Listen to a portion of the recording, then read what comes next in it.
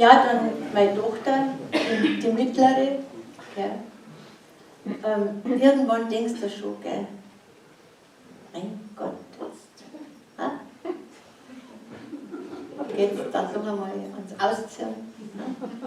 Nächstes Mal langsam auch wieder Ruhe haben. Ja, aber da lang dauert. Also die Universität Heidelberg hat ja festgestellt, dass Kinder das allgemeine Wohlbefinden steigern. Wenn sie ausgezogen sind.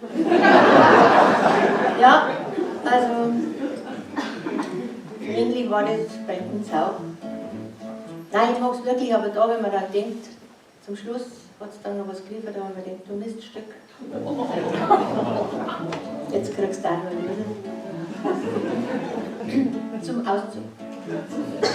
Das hat sie sich verdient. Ja, zu mir sagen dann leider am Schluss, ja, Rosi, kennst du meine Tochter? Du eine kennst du alle. Ich krieg einen Hals. Wie schaut's da aus? Wie ist das Tochter so und ziehst den aus? Ich mag die wirklich richtig gern, doch langsam kann die Nadel schwer, ich halt's nicht aus. Ich schmeiß den aus.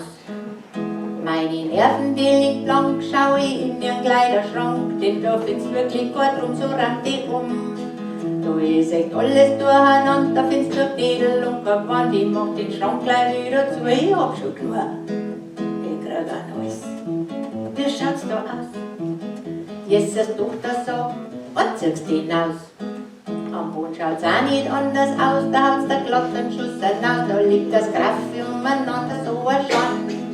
Jemals kein Windel liegt vor mir, Wäscheberge bis zu dir, Joghurt, Becher, Cola, Flaschen und Taschen. Ich krieg ein Hals.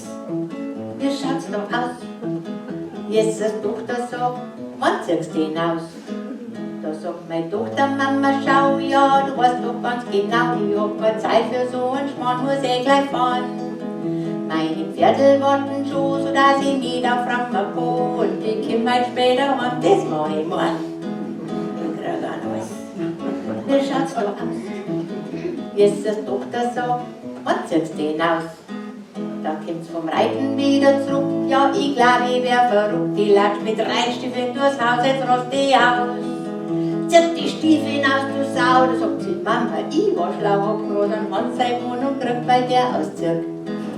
So ein Frei, jetzt zieht's bald aus, dann ist endlich einmal aufgeräumt in meinem Haus.